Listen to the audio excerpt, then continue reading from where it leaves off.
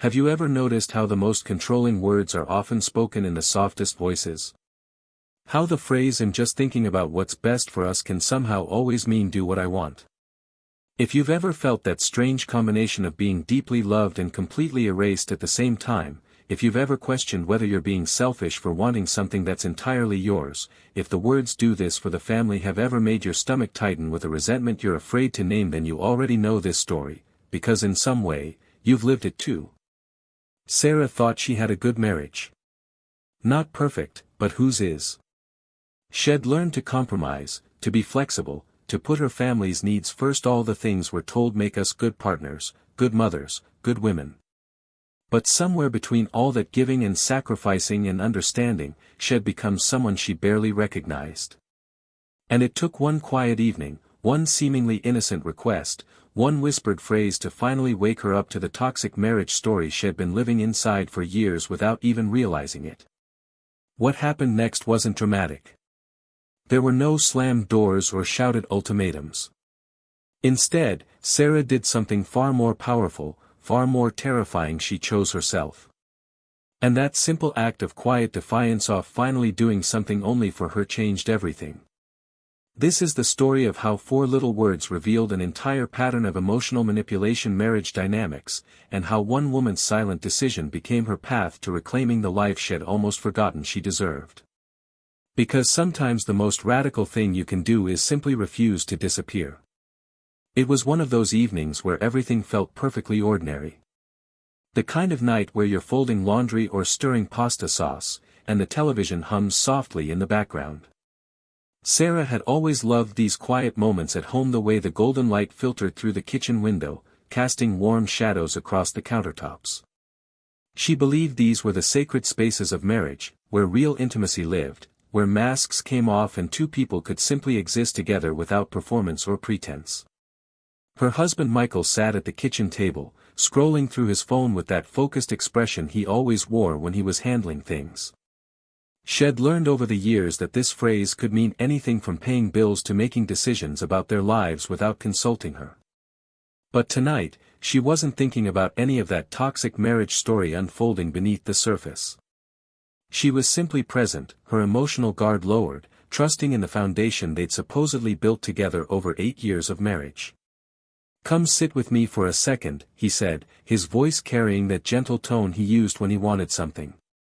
It wasn't a request that raised alarms, it sounded like an invitation to connection, maybe a conversation about their weekend plans or a funny story from his day. Sarah dried her hands on the dish tag and slid into the chair across from him, a small smile playing at her lips. This was marriage, wasn't it? These small moments of coming together, of being a team, of building something bigger than yourself. She had no idea that this quiet moment, this intimate home setting where she felt safest, would become the turning point of everything. The conversation felt private and calm, exactly the kind of atmosphere where honest communication should flourish. But what was about to happen wasn't communication at all, it was the beginning of her awakening to a pattern she'd been living inside for years, a controlling husband dynamic so subtle she'd mistaken it for partnership, so carefully constructed she'd believed it was love. Michael leaned back in his chair, and Sarah noticed the shift immediately, the way his posture changed, the way his voice dropped to that particular register he used when he was about to deliver something important. It wasn't loud or aggressive, in fact, it was almost tender, which made it all the more disarming. "I've been thinking about your sister's wedding next month," he began, his fingers drumming lightly on the table. "I know you were planning to be in the bridal party, but I really think it would be better if you stepped back from that responsibility." The words hung in the air between them, seemingly reasonable, wrapped in concern. Then came the phrase that would echo in her mind for weeks to come: "do this for the family." 4 simple words, delivered with such conviction, such quiet authority. He explained how her absence from their son's soccer tournament would affect little Jake, how her mother had mentioned she could use help with the family business that same weekend, how sacrifice was what held families together. The emotional manipulation marriage dynamics were in full swing, though Sarah couldn't quite name what she was feeling yet. He framed her potential choice as selfishness, her sister's wedding as an indulgence, and his preference as collective wisdom. What struck her most wasn't the request itself, it was how he minimized her personal choice without ever raising his voice. "I'm not saying you can't go," he clarified, though his tone suggested otherwise. "I'm just asking you to think about what really matters here. Your sister will have other big moments, but Jake's championship game? That's once in a lifetime. Your mom's struggling with the store inventory, and you know how she counts on you." Each sentence felt like a gentle hand pushing her toward the decision he'd already made for her, disguised as collaborative problem-solving. Sarah felt something tighten in her chest, a familiar sensation she had grown accustomed to over the years. It was that feeling of being simultaneously seen and erased, valued and dismissed, needed and diminished. He made it sound so reasonable, so obvious, that she almost questioned her own disappointment. The controlling husband sitting across from her wore the mask of a concerned partner, someone thinking about the bigger picture, someone responsible enough to make the hard calls. And she, apparently, was the one being asked to prove her commitment to that vision again. What made the moment particularly painful was the absolute privacy of it all. There were no witnesses to this quiet dismantling of her autonomy, no audience to validate what she was experiencing. If Michael had yelled or made demands in front of others, she might have found the clarity to name it, to push back, to recognize the dark relationship drama unfolding in real time. But this control was delivered in the intimacy of their kitchen, in the supposed safety of their home, where vulnerability was meant to be protected, not weaponized against her. Her feelings were subtly dismissed before she even had the chance to fully articulate them. When she opened her mouth to explain how much this wedding meant to her, how she'd promised her sister years ago she'd be there, how she'd already bought the dress, how these moments of sisterhood were rare and precious, Michael nodded with that patient expression that somehow made her feel childish. "I understand you're disappointed," he said, as if her emotions were something to be managed rather than honored. "But we're talking about family priorities here. Surely you can see the difference between what you want and what's actually needed." The expectation of obedience came without discussion, without negotiation, without any real consideration of her perspective. It was simply assumed that once had laid out his reasoning, once had invoked the magic words "do this for the family," she would comply. There was no space carved out for her to disagree, no acknowledgement that she might have valid reasons for her choices, no curiosity about what this sacrifice would cost her emotionally. The emotional manipulation marriage pattern had become so normalized that even she struggled to identify where his concern ended and her erasure began. As the emotional pressure intensified, Sarah felt herself shrinking in that chair, her voice growing smaller, her arguments feeling less legitimate by the second. This silent humiliation was perhaps more crushing than any public confrontation could have been, because it left no evidence, no proof, nothing she could point to and say, "See? This isn't right." It was just the two of them, and his calm, reasonable voice explaining why her dreams should take a back seat to his version of what their family needed, a version where her desires were always negotiable, always secondary, always somehow less important than everyone else's. Sarah did something in that moment that surprised even herself. She stayed completely composed. There was no explosion of anger, no tears streaming down her face, no impassioned speech about fairness or respect. Instead, she simply nodded, her expression neutral, almost serene. Michael seemed pleased with this response, perhaps interpreting her silence as agreement, as the compliance had grown accustomed to receiving. But something had shifted inside her, something he couldn't see, something that would change the trajectory of their toxic marriage story forever. "You're right," she said quietly, the words tasting strange in her mouth because for once, she wasn't trying to convince herself they were true. There was no argument, no explanation, no attempt to make him understand her perspective. She'd learned over the years that explaining herself to someone who wasn't truly listening was exhausting, that justifying her feelings to someone who'd already decided they didn't matter was a losing game. So she gave him the quiet agreement on the surface, the appearance of the dutiful wife had been sculpting her into, while something entirely different was happening beneath. On the outside, Sarah looked like she always did when she yielded to his preferences, calm, understanding, putting the family first.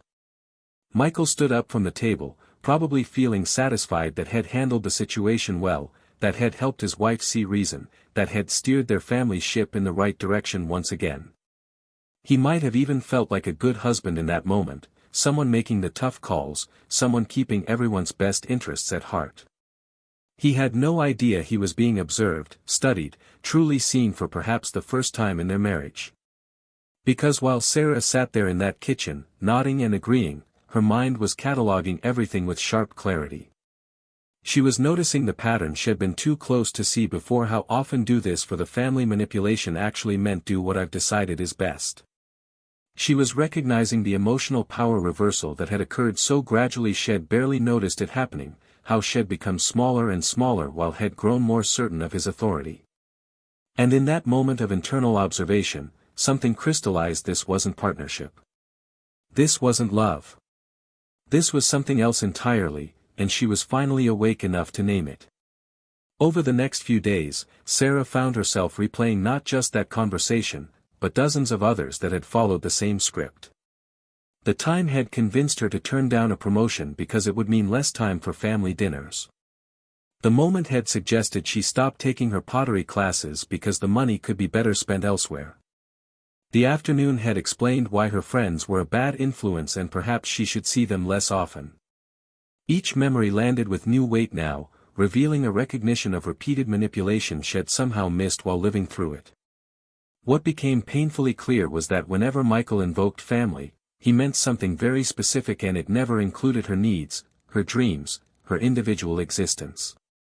The realization that family means self-erasure hit her like a wave she could no longer push back against. Family was the reason she'd given up her book club, her Thursday yoga class, her annual girls' trip to the coast. Family was why her opinions on major decisions somehow always got overruled by his practical perspective. Family had become the word he used to erase her, one small sacrifice at a time, until she'd nearly forgotten who she was before she became his wife. But something was different now. Instead of the familiar guilt that usually accompanied these realizations, the voice telling her she was being selfish, ungrateful, a bad wife and mother, she felt emotional clarity replaces guilt in a way that was both terrifying and liberating. She wasn't angry, exactly. She was awake. It was like someone had turned on the lights in a room she'd been navigating in darkness for years, and suddenly she could see all the furniture she'd been bumping into, all the obstacles she'd been taught to accept as normal, all the female empowerment story that had been written out of her life page by page. The decision to choose herself didn't come as a dramatic revelation or a midly-of-the-night epiphany. It came quietly, persistently, like the sun rising whether you're ready for it or not. Sarah realized that she'd spent years contorting herself to fit into someone else's vision of who she should be, and somewhere along the way, she'd lost the woman who had dreams of her own, who had opinions that mattered, who deserved to take up space without apologizing for it. And in that quiet kitchen, while Michael assumed had won another round of their unspoken power struggle, Sarah made a choice that was entirely, unapologetically hers. Sarah didn't announce her decision. She didn't sit Michael down for a conversation about boundaries or equality or all the things she'd been reading about in the self-help books she'd secretly downloaded on her phone. Instead, she simply acted. On the morning of her sister's wedding, she woke up early, got dressed in the beautiful bridesmaid dress that had been hanging in her closet like a symbol of hope, and quietly prepared to leave. A personal choice is made, the first one in years that was completely, undeniably hers, with no committee, no negotiation, no permission required. When Michael came downstairs and saw her dressed and ready, confusion flickered across his face. "What are you doing?" he asked, his tone already carrying that edge of disapproval she knew so well. Sarah looked at him calmly, her hands steady as she fastened her earrings. "I'm going to Emily's wedding," she said simply. No confrontation, no announcement of some grand revelation or ultimatum. She wasn't trying to punish him or teach him a lesson. She was simply choosing herself, and the quiet certainty in her voice made it clear this wasn't up for discussion. The beauty of this moment was in what she didn't do. She didn't justify her choice or explain why she'd changed her mind. She didn't apologize for disappointing him or promise to make it up somehow. She didn't even engage with his attempts to restart the conversation they'd had days earlier, to remind her of Jake's game, to invoke family responsibility one more time. The action taken solely for herself required no defense, no elaborate justification, no emotional labor to help him understand. It simply was, and that simplicity held more power than any argument ever could. As she picked up her purse and headed toward the door, Sarah felt something she hadn't experienced in years: the power shifts internally, a reclamation of her own authority over her life. This wasn't about the wedding itself, though that mattered. This was about remembering that she had the right to make choices that served her joy, her relationships, her sense of self, even when those choices didn't align with someone else's agenda. The silent revenge marriage dynamics were crumbling, not through confrontation, but through her simple refusal to continue playing a role in a script she'd never agreed to. The calls started before she'd even reached the venue. Michael's messages flooded her phone, first confused, then frustrated, then tinged with something that sounded almost like panic. "We need to talk about this," one text read. "You're making a huge mistake," said another. What fascinated Sarah most was watching his attempts to restore control play out in real time, each message a different strategy from the playbook he'd been using for years. Guilt, obligation, concern for their son, reminders of how this made him look to their friend. She cycled through every tactic that had worked before. By the time she was helping her sister into her wedding dress, the guilt and obligation intensify in his messages had reached almost comedic proportions. He sent her a photo of Jake looking sad at his soccer game, conveniently cropped to remove the fact that Michael's parents were there cheering enthusiastically. He reminded her of her vows, of their partnership, of how marriage required sacrifice. "I can't believe you'd be this selfish," one message declared, and Sarah had to laugh at the irony: how choosing herself one single time out of 1,000 compromises somehow made her the selfish one in this narrative. But what truly unnerved Michael, what she could sense even through the digital distance, was the confusion when compliance disappears. For 8 years, had operated under a specific set of assumptions about who she was and how she'd behave. Had built an entire identity around being the decision-maker, the practical one, the person who knew what was best for their family. And now, without warning, without negotiation, the script had changed. She wasn't arguing with him, which might have felt familiar. She wasn't explaining herself, which would have given him something to debate. She was simply gone. Living her life. Making her own choices. The loss of dominance wasn't just about this one wedding or this one decision. It was the sudden, terrifying realization that he couldn't predict her anymore, couldn't rely on the old formulas to shape her behavior. Sarah could almost feel his panic through the phone, the frantic energy of someone watching their carefully constructed control slip through their fingers. And the most powerful part? She didn't feel the need to manage his feelings about it, to soothe his discomfort, to shrink herself back down to make him feel secure again. This dark relationship drama had a new protagonist now, and she was the one writing her own story for the first time in years. Standing in that wedding reception, watching her sister dance with her new husband, Sarah understood something profound. Love doesn't require sacrifice of identity. Real love, the kind worth having, worth fighting for, worth building a life around, expands you rather than diminishes you. It celebrates your growth rather than requiring your smallness. She'd spent so many years believing that being a good wife meant erasing her own needs, that partnership meant always deferring to someone else's judgment, that family meant everyone's happiness except her own. But watching the joy on her sister's face, she realized that the best relationships are the ones where both people get to be fully human, fully themselves. The lesson she'd learned the hard way was this: family shouldn't erase individuality, no matter how beautifully the request is packaged. When someone consistently uses the language of togetherness to isolate you from your own desires, when we always means what I want, when collective responsibility somehow only requires your sacrifice, that's not family building. That's something else entirely, something that masquerades as love while quietly dismantling your sense of self. True family, healthy family, thrives when each person is encouraged to flourish, not when one person's growth requires everyone else's stagnation. What Sarah discovered that night, dancing with her sister and laughing with old friends she'd slowly distanced herself from over the years, was that quiet choices can change everything. She hadn't needed a dramatic confrontation or a carefully prepared speech. She hadn't needed to convince Michael of anything or wait for him to give her permission to be herself. The family revenge story wasn't about punishment, it was about reclamation. Sometimes the most revolutionary act is simply doing what serves your soul, without apology, without explanation, without shrinking yourself to fit into someone else's comfortable narrative. And perhaps most importantly, she learned that power returns when you choose yourself. Not power over someone else, not dominance or control, but the quiet, steady power of self-determination. The power to say yes to things that light you up and no to things that diminish you. The power to be in a relationship without disappearing into it. Sarah drove home that night knowing that whatever happened next, whether her marriage could transform into something healthier or whether it couldn't survive her evolution, she had finally found her way back to herself. And that was worth every uncomfortable conversation, every moment of guilt, every fear about what choosing herself might cost. Because the alternative, continuing to live as a shadow of who she could be, was no longer an option she was willing to accept. So erase the question I want you to sit with: what are you sacrificing in the name of family that's actually just erasing who you are? When was the last time you made a choice purely for yourself, not because it served everyone else, not because it made you look like a good partner or parent, but simply because it brought you joy? And if you can't remember the last time you did that, what does that tell you about the life you're living right now? Sarah's story isn't just about one woman and one wedding. It's about the thousands of small moments where we're asked to choose between being ourselves and being what someone else needs us to be.